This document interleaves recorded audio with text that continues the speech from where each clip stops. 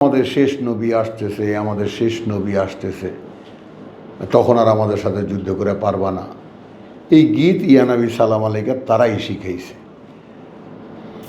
তো নিরীহ বহু লোক আছে, যেমন আমার মতো, আমি যেমন এই কৌতূহল যে আসলে সত্য কী।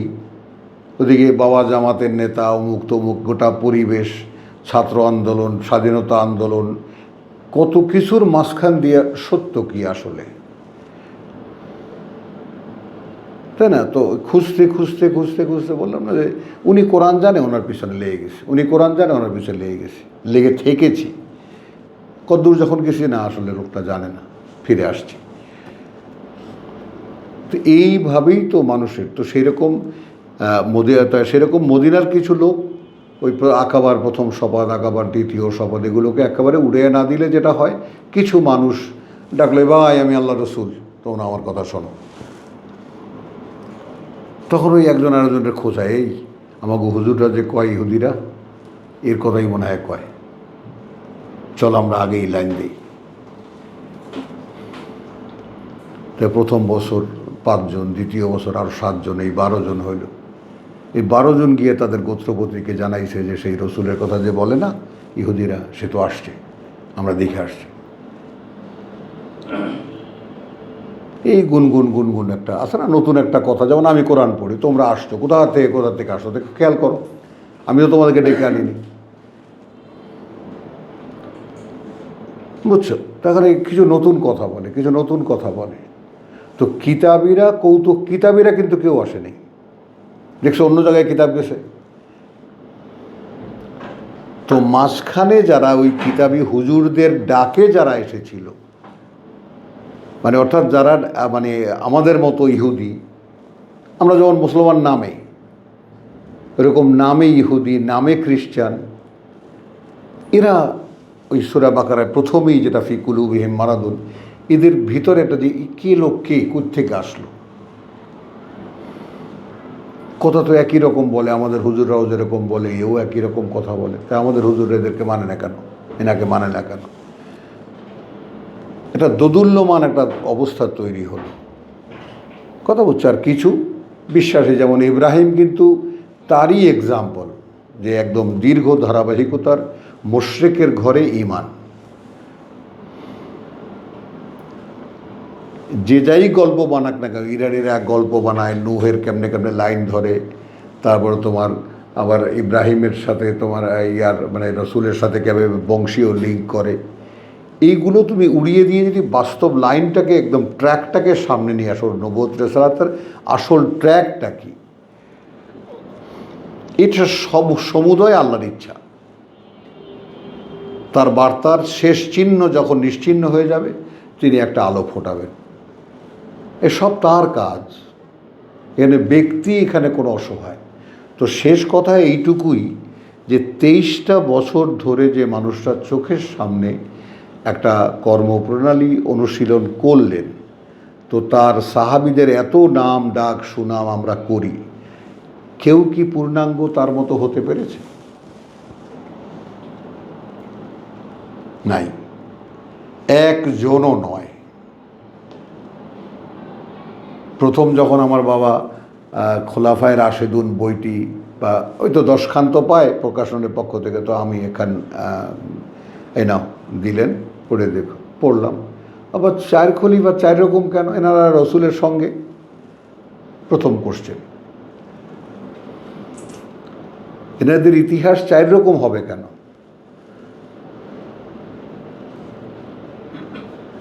তাই না? তো এরপরে তো আর কাহিনীই নেই, কোথায় মুয়াবিয়া, কোথায় আলী, কোথায় ফাইট, কোথায় যুদ্ধ, কোথায় সিফিনের যুদ্ধ, কোথায় কি, এই ইতিহাসটা কি দেখায় আমাদেরকে? একজন লোকও এই কোরআনের প্রতিরূপ হয়নি। এটার এই ইতিহাসের আসল বাস্তবতা এবং হবেও না।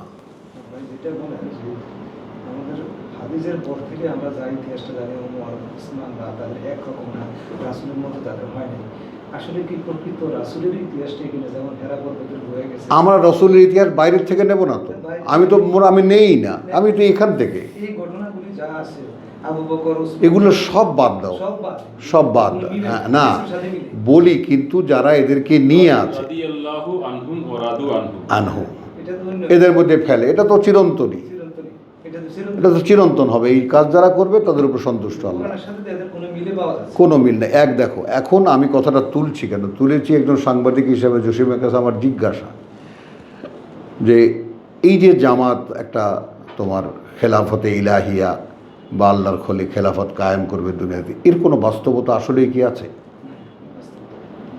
এটা বাস্তবতা কোথায়? হ্যাঁ, আপনাদের মসজিদে দেখলাম জামাতের বিশাল পোস্টার, হ্যাঁ মসজিদে দেখলাম বিশাল বড় ইয়ে লাগাইছে। হ্যাঁ লাগাবে না, এখন তো তাদের ওদিকে আরেকটা লাগাইছে, ওটা দেখলাম ছিঁড়ে ফেলছে। খেলাফত কি শুধু আমিরদের জন্য? না না দাঁড়াও, ওইটা আগে শোনো। তা এখন শুধু শোনার সময়, একদম মুখ বন্ধ, বুঝছো? তাহলে এখন খেলাফত কায়েম করবে, কোন খেলাফত? আবু বকরের খেলাফত, ওমরের খেলাফত, আলীর খেলাফত, ওসমানের খেলাফত, আলীর খেলাফত। এইটা কোথায় বলছে? এখন তো যেটা বোঝা যাচ্ছে ওনারা হয়তো ওগুলোকেও নিবে না। এখন এখানে যা প্রয়োজন, এখানের সমাজটাকে মোল্ড করার জন্য যা প্রয়োজন, তাহলে সেভাবেই তারা হাঁটবে। তাহলে কিতাবুল্লাহে, এক মিনিট, কিতাবুল্লাহে ওরা আযহুরিহিম, আল্লাহর কিতাব সামনে আসবে না, ওটা পিঠের পেছনে পড়ে থাকবে। তো ইহুদি আলেমদের থেকে তোমরা কোথায় আলাদা হইলা? তাদের নিজেদের লোকদের কথাবার্তা, কবিতা, সাহিত্য, নিজেদের যে টেকনিক, কোনো শিবিরের সভাপতি কিছু জ্বালামাই বক্তব্য ইত্যাদি এগুলাকে তাদের প্রিন্সিপাল ধরবে। তো এই যে বিষয়টা, তো কোশ্চেন না কোশ্চেন হলো যে শোনো, এখন আমরা ওই প্রেক্ষিতকে সামনে এনে এখন যারা আমরা কোরআন পড়ছি, আমি যে কথাটা বলার জন্য এই ভূমিকাটুকু করলাম, সেটা হলো মানে ঠিক মনে করো যে একটা ম্যারাথন হবে, সেখানে 1000 লোক দৌড় দেবে। ফার্স্ট তো একজন হবে, সেকেন্ড হবে, থার্ড হবে, কথা বলছো, কিন্তু সকলেই দৌড়ের অংশীদার।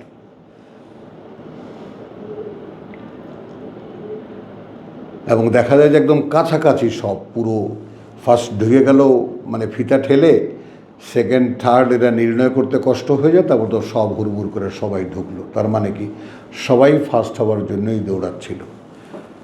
তো এখন একটা আয়াত আমার কাছে ঘুরে ফিরে মানে অন প্রিন্সিপাল মাথার মধ্যে আসে যে ওয়াকাযালিকা জাআলনাকুম উম্মাতান ওয়াসাতা।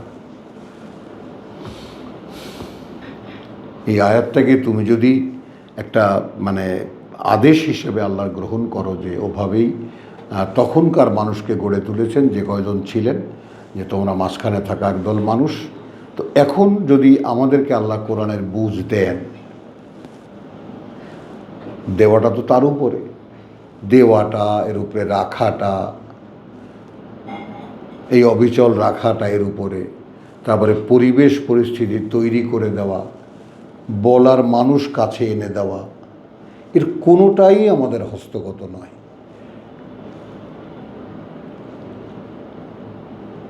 কথা বুঝছো? এখন মনে করো যে সাফার করে সে বোঝে, তাই না? ওই যে এক ঢাকাইয়া বলছিল যে ওই ভাই শোনেন একটা কথা কয়ে যে আপনারে, যে কি সইতে জানে গায়, বলো, সইতে জানে গায় আর হইতে জানে মায়। হইতে জানে মায়। বুঝছো কথাটা? তো আমি কি করে আমার এই জায়গাটা এরকম কোরআন পড়া আল্লাহ জারি রেখেছেন, আমি এখন প্রতিদিনই আমি এটা বিশ্বাস করতে পারি না। না মানে এত ঝড়ঝাপটা শেষ পর্যন্ত টিকেই গেল। দেয়াল একবার ভাঙলাম, একবার আবার গড়ে দিলাম না, বুঝছো? তো টিকেই গেল। তো এইটাও কিন্তু একটা সাইন হিসেবে দেখবা, যেখানে যদি অনুমোদন না থাকতো এটা টিকতে পারতো না। কদিন পরে আমার মধ্যেই চাতুরি দেখা যেত, আমার মধ্যেই একটা চারিত্রিক কোনো দোষ ত্রুটি তোমরা দেখতে পেতা, কথা বুঝছো? বা একঘেয়ে লাগতো কথা, হ্যাঁ মেলা শুনছি এ লোকের কথা আর কি শোনে। এই বিষয়টা একটু খেয়াল করবা, এবং খেয়াল করলে কি হবে যে আমি যে শুনলাম, আমি তো আসলে একটা দায়বদ্ধতার মধ্যে পড়ে গেলাম, এবং এই দায়বদ্ধতা তো কারোর সাথে না, স্বয়ং আল্লাহর সাথে।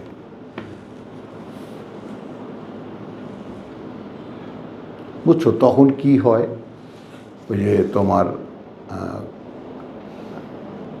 সারা ভারতে, কথা বুঝছো, একটা সমস্ত শহরে একটা কোম্পানির এজেন্ট খুলেছে।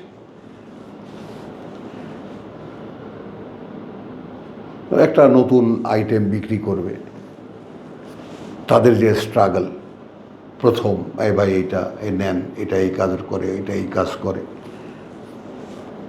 কিন্তু যারা বড় পুঁজি বিনিয়োগ করতে পারে একসাথে সমস্ত, যাকে বলে যে শহরে সমস্ত বন্দরে কথাটা পৌঁছাতে পারে, রিয়াকশানটাও ওই রকমই হয়।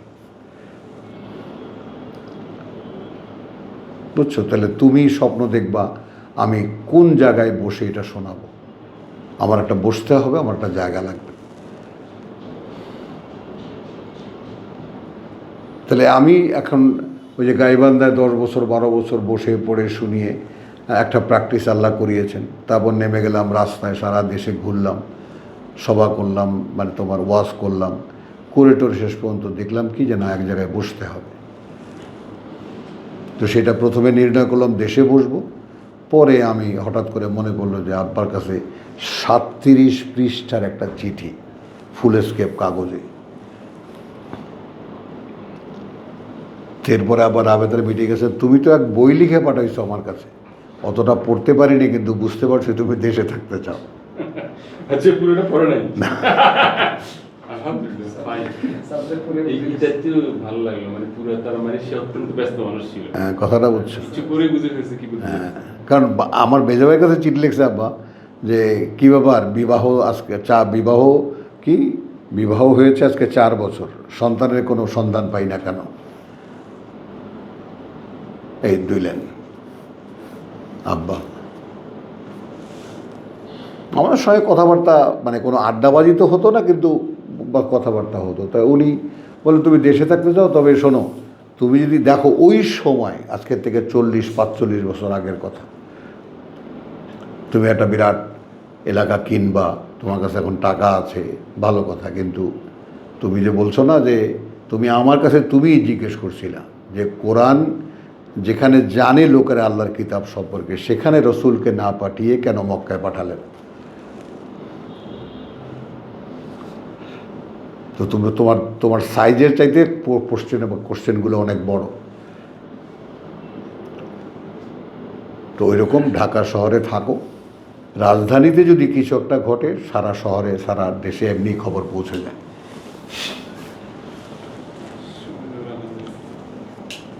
বুঝছো কথাটা? তারপরে ওই যে কথা, লঞ্চে যাচ্ছি, জার্মানি জাহাজ নতুন আসছে, আগে ছিল city of Dhaka, beauty of Dhaka, পরে কি ওয়াটার কোম্পানি আনলো জার্মানির থেকে, 2টা স্টিমার আনলো, ঢাকা খুলনা।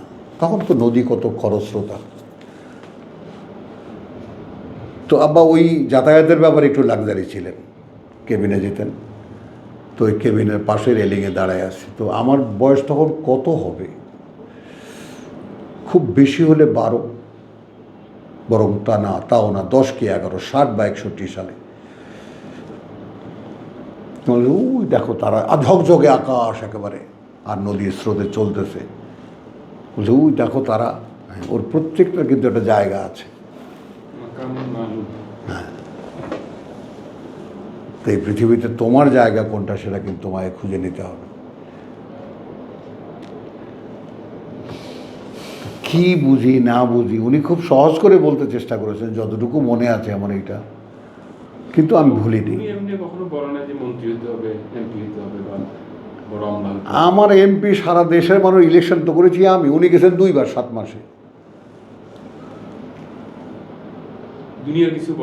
ইলেকশন তো করেছি আমি। মৌলানা আপনি না আসলেও আসবে, কিন্তু আমাদের সিলেকশন, ও এমপি হবে।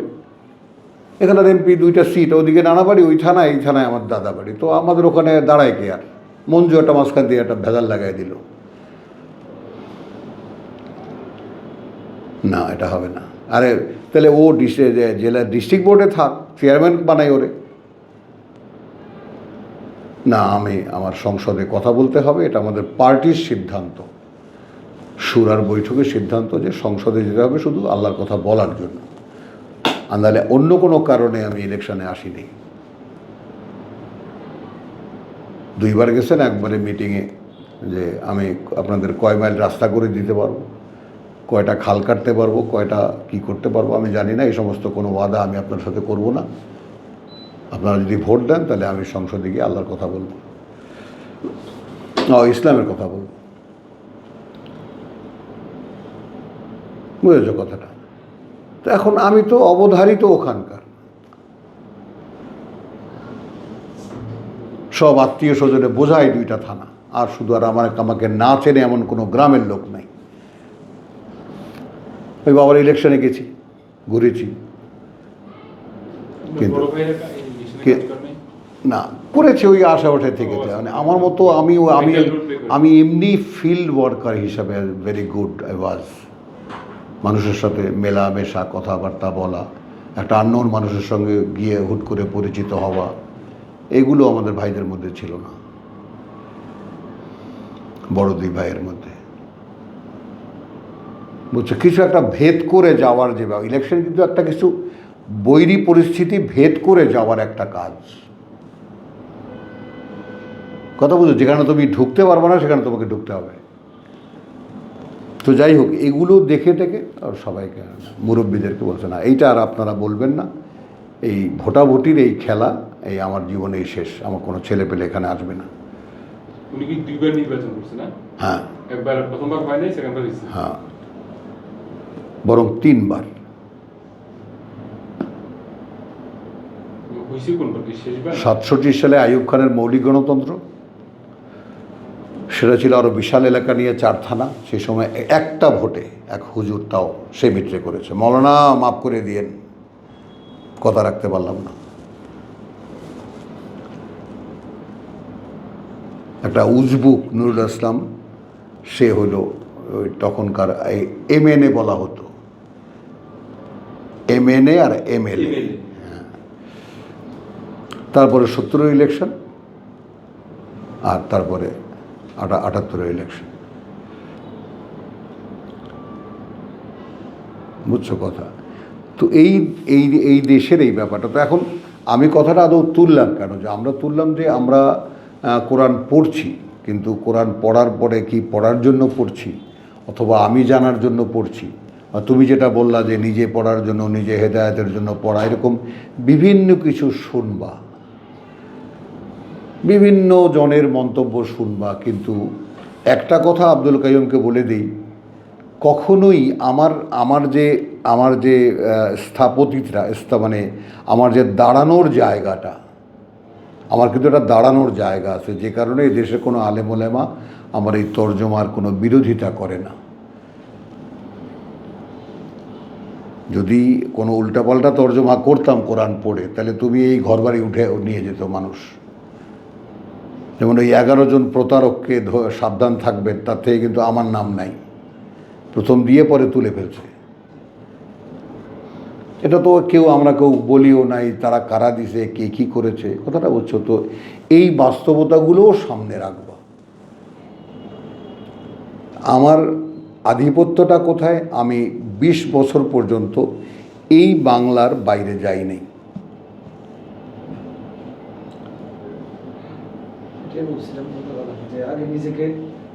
আমি আগে তৈরি করেছি নিজেকে তৈরি করেছি। হ্যাঁ, আমি কথা নিজের করে নেওয়ার, নিজের মতো করে বলার কথা আমি কোনোদিন বলিনি 20-22 বছরে। শিখতে যদি চাও আগে ছাত্র হও, ভুলেও কখনো ওস্তাদ হয়েও না। ওই যে বললাম না, যে সেই যে জেলে যখন, তখন সেই যে আমার হিন্দু বোন, মানে শোন অজিত, একটা কথা বলি, গুরু মেলে লাখে লাখে, শিষ্য মেলে কয়জনা।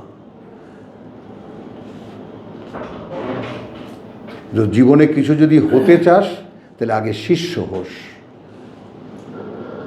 তো আমি একেবারে আক্ষরিক অর্থেই নিজের দিকে তাকিয়ে নিজে ঘোষণা করতে পারি, আমি আমার পিতার একেবারে, যেমন আমার ভগ্নীপতিকে জিজ্ঞেস করতাম যে আমার বাবা যে চলে গেলেন, তার মানুষপুত্র কোথায়?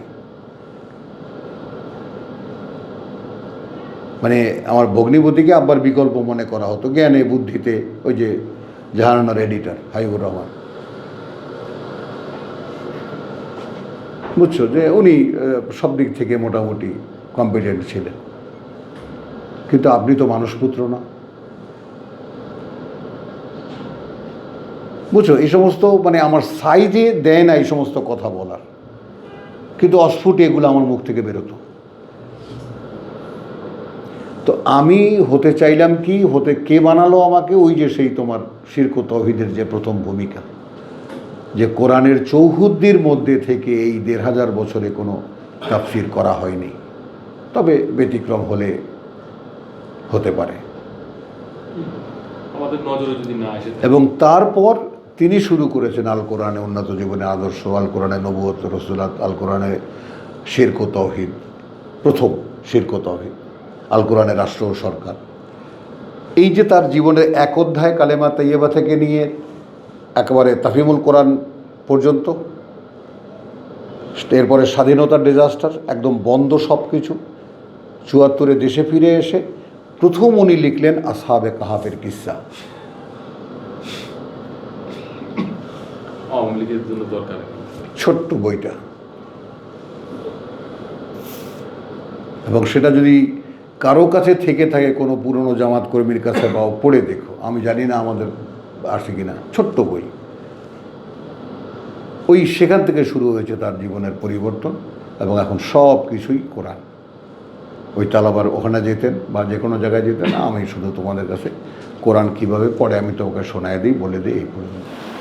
আমার আর কোনো এই রাজনৈতিক চিন্তাভাবনা, আমি সারা জীবন ভুল করেছি। বুঝছো কথাটা? তাখানে কী পেলাম, এখানেই তো সব আছে। তো এখন তারপরে আমার বাবা বুখারী শরীফের ছাত্র, সেখানে তার সার্টিফিকেট ছেঁড়া, 14 বছর আমি এই ঘরে আসা যাওয়া করে জানতে পারলাম আমাকে লেখাপড়া করতে হবে। এই ফুটপাতে ফুটপাতে বড় চাচা বড় ভাই সে বলে যে ওটা তো খুঁজেই পেতাম না, ও ফুটপাতে ফুটপাতে পাবলিক লাইব্রেরিতে সারাদিন। আব্দুল রফিক কোথায় বাবা? পাবলিক লাইব্রেরি যাও। পড়াশোনা করতেছে। তো আমি লিখছিলাম তার জীবনীতে যে তাকে আমার দুইটা রূপে দেখা, আমার জ্ঞান চক্ষু খোলার পর, হয় তিনি পড়ছেন অথবা তিনি লিখছেন, আর কোনো রূপে আমি তাকে দেখিনি। এই কোনায় একটা আলমারি ছিল, তার উপরে চিত্রালি থাকতো। এই যে তোমার ইয়ার বাবা ফজলুল হকের পুত্র, এখন তো চ্যানেল আইয়ের যে মালিক, ফরিদুর রেজা সাগর, ওর বাবা ছিল তমদ্দুন মজলিসের, কথা বলছো। কিন্তু চিত্রালী পত্রিকা ওই সৌজন্য সংখ্যা পাঠাতো। তো আমার বন্ধুবান্ধব একদিন আইসা, আমরা এখানে বসে, আব্বা নাই সফরে গেছে, তো আড্ডা মারতেছি, তো ওইখানে হাত দিয়ে দেখে যে চিত্রালী, ওই যে সাপ্তাহিক সিনেমা পত্রিকা। কাবে তোর বাপে সিনেমা পত্রিকা পড়ে? তা আমি তো অবাক, আমিও জানতাম না। পরে যে তোমার আব্বা এখানে চিত্রালী কোথা থেকে আনলো, কে রাখছে এখানে? আমি কেন? আমার বন্ধু বান্ধব জিজ্ঞেস করছে আপনি সিনেমা পত্রিকা পড়েন? ও জোরে হেসে উঠছে, বলছে ওদেরকে ডেকে নিয়ে এসো। তো 8-10 জন সব ডেকে নিয়ে আসছে। বলে দেখো, আমি একজন সমাজ নিয়ে গবেষক, আমাকে সমাজের কোন জায়গায় কি হয় না হয় সব জানতে হয়। তোমরা চিত্রালী পড়ো আর আমি চিত্রালী দেখি এক নজর, ব্যাস। বুঝছো? তো এখন একজন নিজ সত্তায় নিজেই গুম হয়ে থাকার যে ব্যাপারটা, সেটা পিতার কাছ থেকে শেখা, এবং আত্মপ্রচারের প্রতি এতটাই বিমুখ যে তুমি কল্পনাই করতে পারবে না। তার কোনো ঢাক ডোল অমুক তমুক, ওই যে একেবারে মৌলানা আসতে ঘামতেছে, বাতাস একেবারে এমন এক ধমক দিত যে দূরে গিয়ে ছিটকে পড়তো। আর হুজুররা তো এরকম বসে থাকে। এই যে তোমার কে জানে খুলনার, আমাদের ওখানে গিয়ে ওয়াজ করতে যায়, যার ভক্ত আছে বহুত, কোলবালিশ একটা দিয়া রাখছে, ওটার হেলান দিয়ে বসে, আর বড় পাখা আছে, পাখা দিয়ে বাতাস খান হুজুর। আস্তাগফিরুল্লাহ। তো এখন আমার শেষ কথা এই যে দেখো, কোরআন পড়া একটা দায়িত্ব, মানে দায়িত্ব ক্রমান্বয়ে যদি মাথায় নাও তাহলে আসবে, আর নাহলে আসবে না। মানে তুমি কেন চাও এই কোরআন? আর যে কথার সময় আপনি উপস্থিত ছিলেন না মাহমুদুল্লাহ সাহেব, সেটা হলো যে শিষ্য হন আগে, বোঝেন নাই? কোরআনে 35 বছর গেল, এখন আপনি যদি আমাকে আপনার চাইতে মেধা যোগ্যতায় কম মনে করেন তাহলে করতে পারেন, বেটা আহাম্মক, এই জন্যই তোর 35 বছর লাগছে, আমার 35 মাসও লাগবে না। না, বলি যে হতে পারে, কথা বোঝো নাই তো।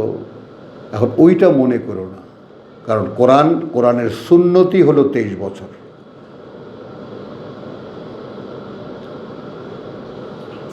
কি বলেছি ইব্রাহিম? কোরআনের সুন্নতি হলো 23 বছর। যে এইটা বোঝার জন্য সামগ্রিকভাবে এটা পূর্ণ হতে 23 বছর লাগবে, এবং এটা আমার জীবনের শুরু থেকে নিয়ে ওই 23 বছর পর্যন্ত আমিও দেখতে থাকলাম। যদি এই 23 বছরের মধ্যে অন্তত 23,000 বার এই কথাটা আমি মানুষকে বলেছি, না বুঝে বলেছি। তারপর সেই 23-24 বছর বয়স পার হওয়ার পরে তখন আমি দেখে যে হ্যাঁ, আসলে এখন কিছুটা আঁচ করতে পারি কোরআন কি। কাজে কেউ যেন অস্থির না হও, অস্থির লোকদের কোরআনের কাছে কোনো জায়গা নেই। হয়ে গেছে, পেরে গেছি, বুঝে গেছি, নাও, কিছুই বুঝতে পারো না। যার কথা লিখতে পৃথিবীর সব বৃক্ষ গাছ হলে, সব পানি কালি হলেও তো লিখে শেষ করা যাবে না। তুমি কি বুঝবা তার? কতটুকু বুঝতে পারবা তুমি তার? হ্যাঁ, কাছাকাছি ওনারা তো পার হয়ে অনেক উপরে চলে গেছে। কাছাকাছি ও বলে কাছাকাছি। এখন যেটা বললেন, হ্যাঁ, যে কিছুই বুঝতে পারলাম, এইটাতে আল্লাহ বুঝতে দিছে, তার জন্য আমি এইটার জন্য কৃতজ্ঞতা করো। চলো, আলহামদুলিল্লাহ, আমরা শুরু করি। অপেক্ষায় ছিলাম ইফাতের। ইফাত আছে? হ্যাঁ, এখন উনি অসুস্থ। অসুস্থ না? কালকেই আমি ভয় পেয়েছি, আমি ওই জন্য অপেক্ষা করলাম। 5টা টেস্ট করছে। ইন্না লিল্লাহ। দাও। আমরা কিন্তু এখন শুধু আপনার এই আরবিটা শুনতে শুনতে হ্যাঁ, এখন বাংলার দিকে দাঁড়াতে পারি না। বাংলার একসময় একদমই যাবে না, আর একদম লাগবেই না। বাংলার উপরে তো দাঁড়াতে পারি না। হ্যাঁ। আমাদের অবস্থাটা কিন্তু আমি শুধু আরবির উপরে। হ্যাঁ, বাস শুধু আরবিটার উপরে এক জোর দাও। এবং প্রভু, এইটাই তুমি নির্বাচন করছো তোমার শেষ কথা বলার জন্য।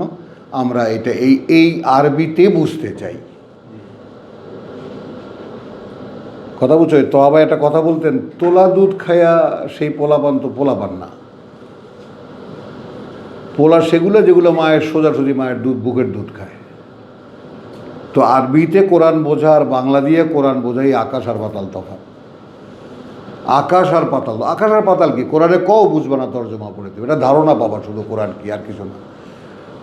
আমি যখন আরবি শুনি তখন আমি তো মানে অ্যাবসেন্ট তো থাকা, মানে প্রেজেন্ট তো থাকা যায় না, তা আপনারাই বলছেন। আমি ওই প্র্যাকটিশনার বহুদিন ধরে, তবে আমি চেষ্টা করি যে আরবি শব্দটা কি বলে, শুধু শব্দটাই শুনতে চাই, অর্থ বোঝার চেষ্টা করি না। শুনতে শুনতে হয়তো কোনো এক সময় ওই আরবি শব্দটাই হয়তো আমার একটা মর্মমূলে যাওয়া যাবে, আমার এই বিশ্বাস।